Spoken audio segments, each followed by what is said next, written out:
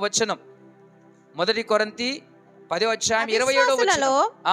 ఒకడు మిమ్మల్ని విందునకు పిలిచినప్పుడు విశ్వాసులలో అవిశ్వాసులలో ఒకడు మిమ్మును విందునకు పిలిచినప్పుడు వెళ్ళుటకు మీకు మనసున్న ఎడల మీకు వడ్డించినది ఏదో దానిని గూర్చి మనస్సాక్షి నిమిత్తము ఏ విచారణ చేయక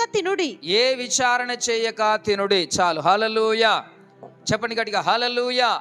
అక్కడ ఏమన్నాడంటే, ఒకవేళ అన్యుడు ఏంటంటే దేవుని నమ్మని వ్యక్తి ఎవరైనా నిన్ను భోజనానికి పిలిస్తే మీరు వెళ్ళండి. బాలయ్య గారు మీరు వెళ్ళండి, మీరు వెళ్ళి వారు పెట్టినది తిని దీవించిరండి అంటున్నాడు. దేవునికి స్తోత్రం కలుగునుగాక. సో కాబట్టి మేము క్రైస్తవులం, దేవుని నమ్ముకున్న వాళ్ళం, మీరు అది మీరు ఇది మీరు ఇట్లా మీ దగ్గరికి రాము, మీ ఇళ్ళలోకి రాము, మీ కార్యక్రమాల్లోకి రాము, మీ దావతులకు రాము అనకుడి. వారి దగ్గరికి వెళ్ళి మీరు పెట్టినది తినుడి అంటాడు. ఆమేన్. ఎందుకంటే వాళ్ళు ప్రేమతో నిన్ను పిలిచారు. కానీ 28వ వచనం అంటాడు, అది విగ్రహ అర్పితమైనదై ఉండకూడదు. అదొక్కటి చాలు. ఎవడైనను మీతో ఇది బలి అర్పింపబడినదని చెప్పిన ఎడల, ఇది బలిగా అర్పింపబడినని చెప్పిన ఎడల అట్లు తెలిపిన వాని నిమిత్తమును మనస్సాక్షి నిమిత్తమును తినకుడి. అదొక్కటే తినద్దు అంటున్నాడు. బాలయ్య గారు మీరు అంకాలు బాగా మంది చదువుతున్నారు, వినండి. ఇక్కడ ఆ బలి అర్పితము సంబంధించినది మాత్రమే మీరు తినొద్దు. అదొక్కటి తప్ప మీరు ఎక్కడ పెట్టినా ఏది పెట్టినా మీరు తినవచ్చు, నిబ్బరంగా తినవచ్చు. హల్లెలూయా. ప్రార్థన చేసుకొని మీరు తినవచ్చు, గుర్తుపెట్టుకోండి.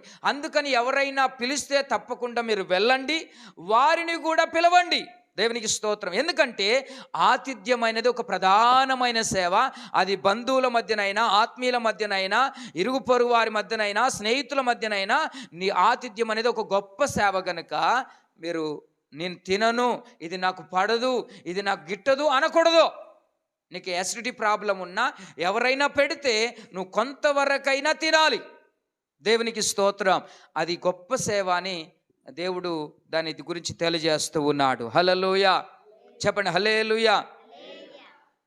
కనుక యేసు ప్రభు భూమి మీద ఉన్నప్పుడు ఆయన ఎన్నో కుటుంబాల్లో యేసయ్య భోజనం చేశాడు, ఎంతో మంది దగ్గర భోజనం చేశాడు. దేవునికి స్తోత్రం. అలా చేసిన ప్రభు కూడా ఆయన కూడా అనేకులకు యేసయ్య కూడా భోజనం పెట్టాడు. యేసయ్య అనేకులకు భోజనం పెట్టాడా?